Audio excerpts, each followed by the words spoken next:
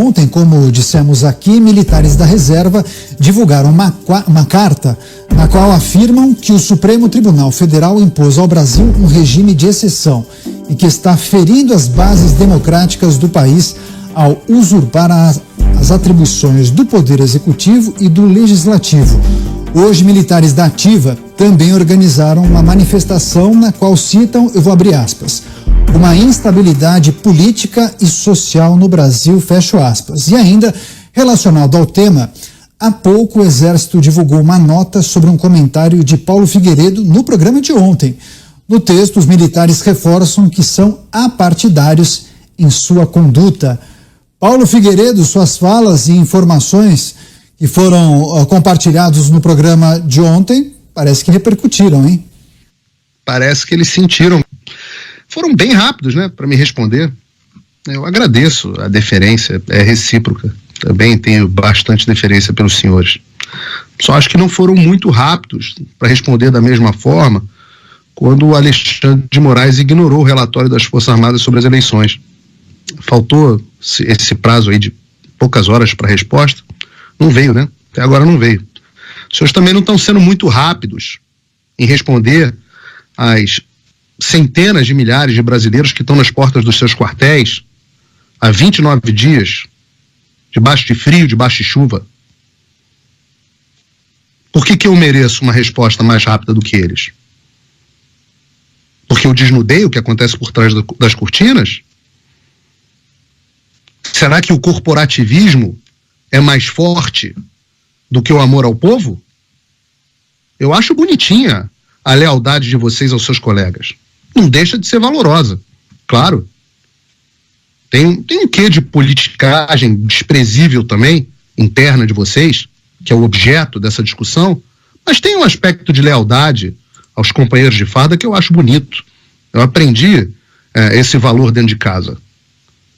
Mas eu, Paulo, eu aprendi que a retidão se sobrepõe à lealdade. É mais importante falar a verdade do que proteger um companheiro. É mais importante fazer o certo do que proteger um companheiro. E os senhores sabem que tudo o que eu disse é verdade. Os senhores sabem disso. Ora, senhores, nós sabemos como é que é uma reunião de alto comando. Sabemos o segredo. Talvez seja uma das reuniões mais secretas que nós temos no Brasil. Então os senhores devem se perguntar, como é que eu sei o que aconteceu dentro de uma reunião de alto comando? Como é que eu sei qual é a posição dos colegas? Ora, teve gente que me procurou para defender a conduta do general, principalmente do general Richard, só para vocês saberem. Teve uma leva de gente, amigo do nosso querido Roberto Mota, que viraram e falaram, não, a posição do Richard está sendo essa mesmo, mas ele só se tornou um pouco antibolsonarista agora na época do Covid, não gostou de algumas posições do Bolsonaro, mas ele não é uma pessoa de esquerda. Ora, a gente pode discutir o que é esquerda, o que é direita, mas só vieram proteger, só para o senhor saber, general Richard, o senhor foi o único que teve menções positivas. Tomás Stumpf, só menções negativas. Os senhores acham que o que eu estou falando vem de mim? Os senhores acham que eu estou maluco? Isso não vem de mim. Os senhores acham que eu estou criando divisão dentro do Exército? Olha, os senhores acordem. Os senhores leiam a carta que os seus coronéis estão escrevendo. Isso vem de vocês para mim. Não sou eu que estou dividindo as forças. São os senhores que estão dividindo as forças com uma missão. São os senhores que estão atacando a imagem e reputação do Exército de Caxias, tão importante na minha história e no meu sobrenome. Os senhores se dizem garantidores da lei e da ordem? Será mesmo? Seus coronéis não concordam. Os senhores já leram as cartas deles? Ou pelo menos boa parte deles? Os senhores conseguem se olhar, ou os senhores conseguem se olhar dentro dos espelhos, comandantes? Se olharem no espelho e falarem, não, repitam, olhem no espelho e falem assim, o Brasil vive sob lei e ordem. Vivemos sob o império da lei. Ora, se os senhores são garantidores dos poderes constitucionais, da lei e da ordem, e responsáveis pela defesa da pátria, se olhem no espelho e digam, nós estamos cumprindo o nosso papel constitucional. Os senhores querem ser vistos pelo povo como aqueles que o defendem ou pelo establishment como aqueles que os defendem? Ora, esse amontoado de chavões aqui que os senhores publicaram, eu acho que as cartas dos senhores são escritas com Ctrl+C, Ctrl+V de outras cartas. Os senhores me desculpem, isso aqui para mim não vale nada. Isso aqui, notinha de chavão, Rodrigo Pacheco também faz. Para mim, nada. General Vilas Boas, enorme admiração pelo senhor. Eu tive algumas divergências, mas enorme admiração. O senhor é um homem honrado, patriota. Mas o que o senhor está falando é verdade. No seu tweet. Não é verdade. O senhor sabe que o que eu estou... O senhor sabe que o que eu atestei aqui, a posição dos comandantes que eu atestei aqui é real. O passado, as relações reais. E tudo que eu falo passa por uma crítica muito grande. Eu não repito eu não sou Thaís Oyama, sei lá, esses caras de Globo News. Antes de publicar de falar alguma coisa aqui, eu checo com fontes de altíssimo gabarito e múltiplas fontes. Antes de decidir falar o que eu falei, eu sabia que ia gerar a repercussão que gerou. Claro que eu sabia. Antes de fazê-lo, eu chequei detalhe por detalhe. Acho que o único erro que eu cometi foi que o general Stumpf tinha saído do comando, acho que do Sul, para o Estado-Maior, mas isso não faz diferença nenhuma no que eu estava dizendo. Não faz absolutamente nenhuma diferença. Então, generais, não há na imprensa brasileira um jornalista que tenha mais admiração e respeito pelo Exército Brasileiro do que eu. Pode ter igual, mas não tem. Pelos senhores, muitos dos senhores, eu tive excelentes informações. Mas eu lamento dizer, os senhores não vão se esconder por trás das cortinas, não. Eu vou continuar dizendo quem é quem. Eu vou continuar dizendo quem é quem. Enquanto eu tiver liberdade de imprensa, pela qual os senhores não estão zelando muito bem. Mas enquanto eu tiver liberdade de imprensa, eu vou continuar falando. Quem não gostar que se rasgue, emitam mais notinhas, porque eu só estou começando. E ainda sobre essas repercussões, José Maria Trindade, diretamente de Brasília. Com você, Zé. Pois é, mas houve muita repercussão mesmo, essa conversa nossa aqui ontem, entre os generais e entre os comandantes gerais e os oficiais superiores, né? O Exército Brasileiro, como a Aeronáutica e Marinha, eles estão em reuniões. Há conversas dos generais, e eu não vou dar detalhes de que conversa nem com quem, né? Com partidos políticos, com parlamentares e inclusive com a transição. Assim, conversas. E cada arma está fazendo as suas reuniões com seus generais superiores. O Exército, ele não tem uma política como a política do Congresso Nacional. Não dá para comparar as disputas internas no Exército, Marinha e Aeronáutica com as disputas no Congresso Nacional, e nem estou criticando o Congresso nesse caso, apenas dizendo que no Congresso é assim, há disputas abertas e no voto.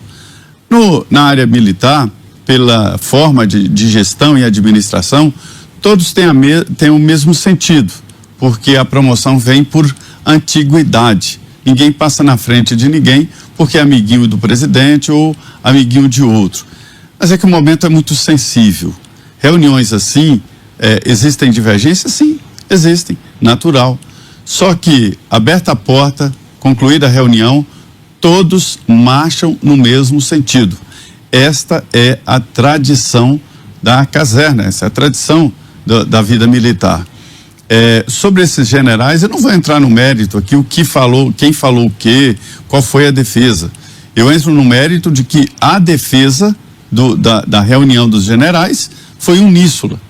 E o que eles ficaram muito preocupados é que poderia dizer que há divisão interna. Não há divisão interna. Há alguns pontos de vista que não são tão uníssonos assim, né? mas que não há divergência. Ninguém está puxando nada, cada um tem sua ideia. E a ideia, quando é definida nas Forças Armadas, ela é assim. Veja bem que o Exército é muito grande e atende todo o país. Existem várias regiões, batalhões, onde a demanda é a mesma, daqui do quartel-general em Brasília, com pessoas fazendo manifestação e assim por diante. Não há um sinal, eu não conheço pelo menos, vou dizer assim, de insubordinação. Não há um quartel, e são muitos, alguns como tiro de guerra, que são comandados por suboficiais, que são os subtenentes, né? Eles comandam tiro de guerra e mesmo lá não há sinal de insubordinação. Todos pensam igual? Absolutamente não. Eles têm divergência. Mas é que a força da profissão, a força, o simbolismo da atividade militar exige esse uníssono. Não se pode comandar uma tropa que você fala esquerda vou ver e metade faz direita vou ver, metade faz descansar e o comandante fica sem saber o que fazer. Então, esta é a realidade do pensamento. Então, todos sabem que nós temos acesso ao que acontece na reunião, sim. E sabem também que alguns setores, que algumas entidades, vamos dizer, alguns gabinetes, fazem questão de divulgar e fazem questão, inclusive, de apimentar para fazer uma política interna que não é bem vista nos quartéis. Essa política interna, neste momento, ela é altamente danosa. Há um momento de sensibilidade, de troca de comando, e são pessoas que estão aí na fila, estão na disputa por serem comandantes, né? E isso implica, eu estou relatando aqui, Paulo, não é para te contraditar, não é para dizer se você está certo ou errado, acho que você tem todo o direito de falar o que quiser, apurou e é isso mesmo. Eu estou dando a minha opinião e dizendo como é que funciona os quartéis, como é que funcionam as reuniões dos oficiais superiores, entendeu? Eu conheço bem as reuniões, o funcionamento dos quartéis e as reuniões de alto comando. Isso foi meio que eu cresci, Zé. E o que eu estou fazendo aqui é de forma muito consciente. Eu sei a decisão que eu tomei, eu sei o ônus da decisão, mas é o certo. Eu simplesmente fiz o que eu acho que é certo, o que o brasileiro precisava saber nesse momento. Minha resposta são essas pessoas que estão nas ruas. E claro, como eu disse aqui, eu não deixo de enxergar. Você está correto, Zé. Precisa haver unidade para fora. Agora, dizer que não há divergência nas reuniões, claro que há. Imagina. Pô, dentro de quartel, as pessoas pensam que quartel é vertical, as pessoas falam, todo mundo obedece, sim senhor. Não. Tem discussão. Os bons comandantes, inclusive, buscam consenso. Conheço vários. Então, o que eu estou fazendo, e eu não sou militar, então eu não estou preso nesse código de conduta deles. Eu sou jornalista. E jornalista, eu tenho que informar a população a verdade. E eu estou dando resposta à população. E vou continuar dando. Esse que é o... Isso não é dividir as Forças Armadas. Volto a dizer, divisão é quando pela primeira vez, desde 1954, coronéis da ativa resolvem ter que se manifestar. Porque os comandantes não estão fazendo o seu trabalho, os seus trabalhos. Isso é uma exortação. O Exército Brasileiro é a maior, as Forças Armadas de um modo geral, mas sempre puxo a sardinha a brasa para a sardinha do Exército, mas a verdade é que as Forças Armadas são a maior reserva moral e patriota que o Brasil tem. Se você pegar a coletividade brasileira, os nossos melhores homens estão, não os nossos melhores, mas alguns dos melhores dos nossos homens estão no Exército, estão na Marinha, estão na Força Aérea. Então, claro que estão. Então, eu estou exortando essas pessoas. Agora, também tem carreirismo. Sempre teve. Também tem frouxidão. Sempre teve. Ora, eu não estou dizendo aqui que a gente tem que repetir 64, não, tá? Porque a gente faz analogia e as pessoas acham que analogia é repetição. Então, não é repetição. Estou fazendo uma analogia. Meu avô contava que em 1964, uma revolução que, segundo ele, que à época era coronel, foi empurrada pelos coronéis, a contragosto dos comandantes, Ele dizia que olhavam para o lado e falavam, e fulano? Não, fulano é fraco. E fulano? Não, estava com a gente, mas na hora H vai espirrar. E Beltrano? Não, Beltrano já acertou com o Jango. Então, assim, isso aí já existe desde o início dos tempos. As pessoas pensam, essa unidade do Exército, isso é um mito da porta para fora. Agora, uma vez que a decisão tenha sido tomada, realmente todos seguem juntos. E assim tem que ser. É a ideia acho que foi você que citou aqui ontem, Zé, muito bem citado. O reino dividido não subsiste. Não sei quem citou, onde você citou a passagem bíblica está correta. Então, da porta para fora, tem que haver, não deixe de admirar essa lealdade, esse companheirismo. Mas eles sabem que o que eu falei é verdade. O general Vilas Boas, você vê que o general Vilas Boas, na sua nota, ele justifica, dizendo assim, né, nossa força em algum momento pode ser instada a agir.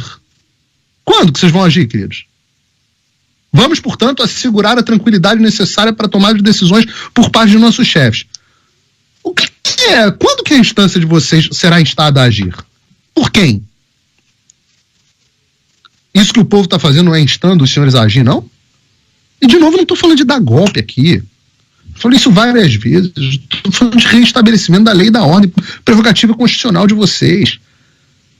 Estou falando de dar golpe, não estou falando de junta militar, não estou falando de nada disso, estou falando de ruptura, estou falando pelo contrário, estou dizendo que houve uma ruptura no Brasil e os senhores precisam impedir essa ruptura. Dentro dos instrumentos da lei, todos da lei. Não estou falando aqui para, Alexandre de Moraes, preso amanhã. Não. Sigam os ritos, mas os senhores não tirem a cabeça do chão, pô. Quando que vai ser o suficiente? Estamos discutindo aqui o PL. O que estão fazendo com o PL? Cada dia aqui é uma discussão. Então eu pergunto, general Vilas Boas, volto a dizer, enorme admiração. Quando que os senhores vão agir? Quando que os senhores vão ser instados a agir? Qual o sentimento do comandante em chefe? É uma ótima pergunta, tem a ver com o meu comentário anterior. Ô, Paulo. Se ele instar os senhores a agir, estão prontos? Diga, Zé, perdão. Ô Paulo, olha, há uma grande pressão hoje na vida pública do país. O presidente Jair Bolsonaro houve, né, recomendação, e uma vez eu perguntei a Fernando Henrique Cardoso se ele tinha medo de Antônio Carlos Magalhães. A resposta dele nunca saiu da minha cabeça. Dizem que foi a pior pergunta que fizeram para ele. Ele respondeu: ninguém constrange um presidente da República senão a sua própria consciência. E o presidente Jair Bolsonaro está sendo pressionado por vários lados. Quando eu digo vários, não é só de um lado, olha, vá para frente dos quartéis, assuma. Existem pessoas que dizem isso para ele. Assuma a liderança, né? E pronto. E outros dizem, presidente, passe logo essa presidência para frente, vamos ser oposição, vou dar aqui no meu partido, vou dar aqui no meu partido um salário, uma atividade para sua mulher, uma casa e um escritório para o senhor trabalhar e ser oposição. E outro diz, Deus não te colocou sem um objetivo. João foi colocado por Deus para perder a cabeça, assim como José foi colocado para primeiro, né, ser colocado no buraco. Então, assim, estou contando essa história porque todos me dizem o que falam para o presidente. E num momento assim, conselhos de agir como, agir de que forma? As Forças Armadas têm uma responsabilidade enorme. Nenhuma ação das Forças Armadas fica sozinha. O outro lado não vai bater palmas e dizer, olha, que legal. Não, isso significa um termo que eu ouvi entre generais: derramamento de sangue entre irmãos, né? Então, veja o tamanho da responsabilidade neste momento das valorosas Forças Armadas brasileiras. Então, esta é a situação. Só para complementar, eu não vou mais comentar sobre isso, o José Múcio Monteiro será o novo ministro da Defesa. Eu recebi agora há pouco um telefonema de um amigo dele que disse que ele já tinha sido convidado, mas estava meio em dúvida e acertou. E antes haverá a tal, eu disse aqui, a troca de comando. E a ideia é exatamente respeitar esta antiguidade e respeitar a autoridade de cada força, né? Para se ter uma ideia de como isso está sendo tratado com cuidado. E novamente vou insistir, reuniões e conversas estão acontecendo. É isso. Coronel Gerson Gomes. Coronel, com você. Bom, mais uma vez, Daniel, você me deixa por último aqui. Vamos lá às questões e eu queria começar a abordagem da seguinte forma. Em primeiro lugar, a última manifestação que nós temos dos 3 comandantes das Forças Armadas, ela data do dia 11 de novembro. E essa manifestação, ela foi uma manifestação muito contundente, atípica, porque ela não é comum que os comandantes das forças se manifestem sem a assinatura do ministro da Defesa. Então, foi um documento conjunto escrito pelos 3 comandantes de força e nesse documento alguns aspectos foram importantemente ressaltados. Foi dada a ênfase na liberdade que o povo tinha para se manifestar na frente das unidades militares. E nesse documento foi assegurado aos manifestantes que o seu direito constitucional seria respeitado. Então, isso foi uma sinalização muito importante que, inclusive, coibiu que governadores, prefeitos, etc., que estivessem esposando aquela ideia de que aquelas manifestações eram golpistas, atos antidemocráticos, essas interpretações fossem amainadas e fossem dadas a liberdade, ou fosse dada a liberdade para os manifestantes estarem ali na frente dos quartéis. Então, primeiro ponto. Mas nesse documento também, os 3 comandantes fazem referência a que há muita expectativa em relação às Forças Armadas, e essa expectativa em relação às Forças Armadas, ela deve estar amparada dentro do marco constitucional, do marco legal. Então, vou ler aqui só um pedaço que diz assim: da mesma forma, reiteramos a crença na importância da independência dos poderes, em particular do Legislativo, Casa do Povo, destinatário natural dos anseios e pleitos da população, em nome da qual legisla e atua. Então, fala da importância do Legislativo. E por que os comandantes falam primeiro do Legislativo? Porque também a nossa Constituição Federal, quando ela vai falar dos poderes, ela começa pelo Poder Legislativo.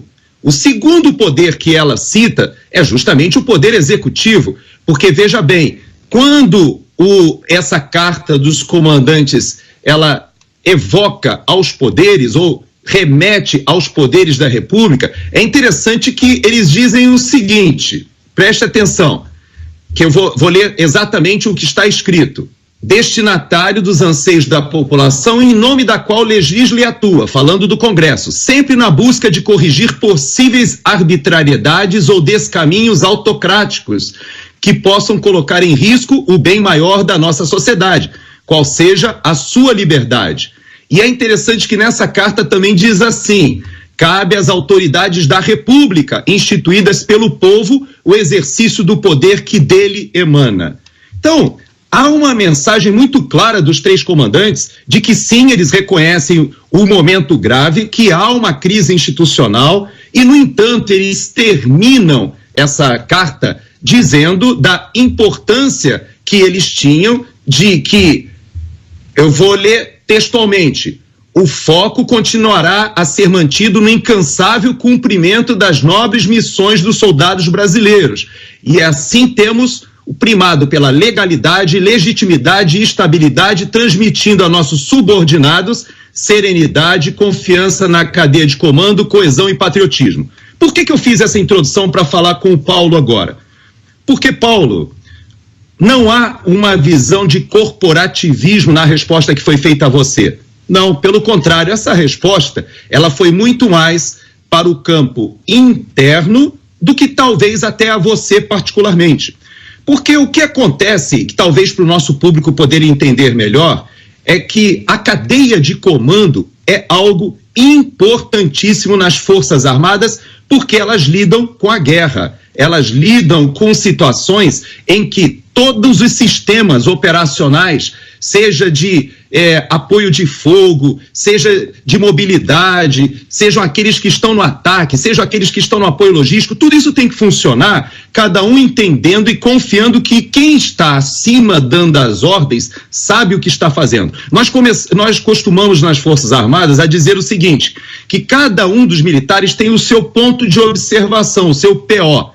Então, o coronel, que é o meu caso, eu tenho o meu ponto de observação, fruto de 32 anos de carreira, da bagagem cultural e profissional que eu carrego. Mas acontece que acima sempre existe alguém dentro da hierarquia militar que tem considerações e tem variáveis e tem dados que o fazem decidir. Se isso é quebrado, se essa confiança na cadeia de comando é quebrada, significa que você está no ataque, sabendo que o inimigo está ali do outro lado daquele rio, por exemplo, sabe que ele está atirando em você, mas você tem que confiar que o apoio de fogo virá, que as medidas para aquela transposição vão acontecer e que você vai se jogar de peito para frente do inimigo, sabendo que quem está tomando aquela decisão lá atrás é confiável, sabe o que está fazendo, ele está enxergando a manobra toda. Então, esse conceito é muito importante para os militares. Então, quando o Paulo ontem se manifesta nominalmente e até mesmo citando um documento de oficiais da ativa, ele, na realidade, ele expôs uma fragilidade e não fez um ataque às instituições. Quero aqui até defender a posição do Paulo, no afã de contribuir. Ele entendia que, ou entende talvez, que as Forças Armadas devem agir nesse momento. No entanto, aqueles oficiais do alto comando, eles estão acompanhando essa situação, como eu acabei de ler dessa carta do dia 11 de novembro, e os seus subordinados precisam confiar que eles sabem exatamente avaliar outros dados que o subordinado muitas vezes não enxerga, assim como na guerra. Então, por exemplo, existem consequências internacionais, existem consequências políticas do campo interno e políticas do campo externo.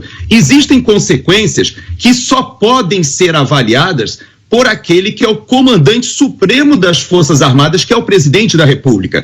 A iniciativa de qualquer solução que passe pela contribuição das Forças Armadas jamais será tomada, e eu já afirmei nesse programa diversas vezes, que essa narrativa de golpismo, isso não existe no seio das Forças Armadas, que são instituições que forjaram a sua identidade dentro da legalidade, dentro do aspecto constitucional, e por isso são admiradas pela população. Agora, não existe a possibilidade de uma iniciativa das Forças Armadas, mas existe sim, e por isso o general Vilas Boas, Paulinho, ele faz a ressalva de que as Forças Armadas não podem perder a sua legitimidade para agir quando dentro do marco constitucional forem solicitadas ou que a sua presença possa dar aquele respaldo a que as instituições funcionem. Isso eu quero dizer que, com a palavra, o comandante supremo das Forças Armadas, com a palavra, o chefe de Estado, com a palavra, o presidente da República. Agora, talvez o Paulinho, ele tenha querido dizer o seguinte, que faltaria ao presidente da República o respaldo das Forças Armadas para tomar as atitudes que ele, Paulo, julga que deveriam ser tomadas. Pode ser que sim, eu desconheço essa situação, mas uma coisa eu tenho convicção, de que os chefes militares, e ele citou 3 nomes, ontem o Mota e eu saímos em defesa de um dos nomes, mas eu poderia também falar dos outros 2, viu, Paulinho? Porque tanto o Tomás, que é um general que comandou a Academia Militar, e você citou a questão de currículos, e eu posso te assegurar, porque eu conheço esse assunto profundamente, para te dizer que mudanças de currículos nas Forças Armadas não são como o senhor José Genuíno imagina, ou o senhor José Dirceu imagina, que podem ser alteradas, porque elas são regidas por legislações muito rigorosas e que precisam passar pelo Congresso e que, mais ainda, precisam seguir todo um trâmite. Então não é assim que funciona. Eu tenho certeza que eu acompanhei o comando do general Tomás na Academia Militar, e isso que você colocou pode ter sido uma percepção, mas não corresponde ao que de fato ocorreu durante o comando dele lá.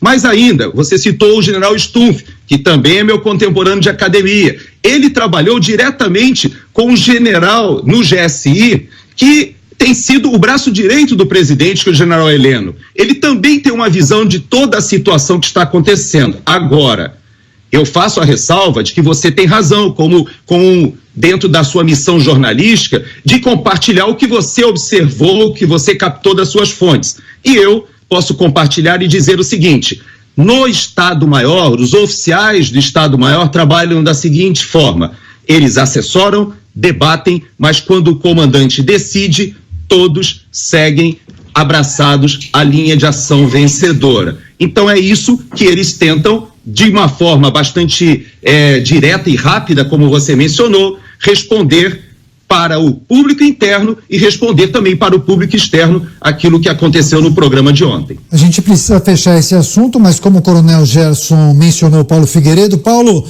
para arrematar o tema, um minutinho para você. Obrigado pelas palavras, Coronel. Eu não julgo nenhum tipo de ação que tem que ser tomada. Eu não divulguei nada em absolutamente afã nenhum.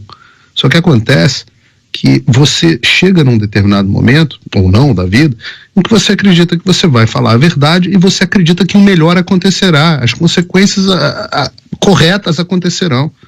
Então não houve intenção. O jornalismo não é uma coisa um timão que você mexe. Você revela as coisas para o público e a sociedade que tome as suas decisões.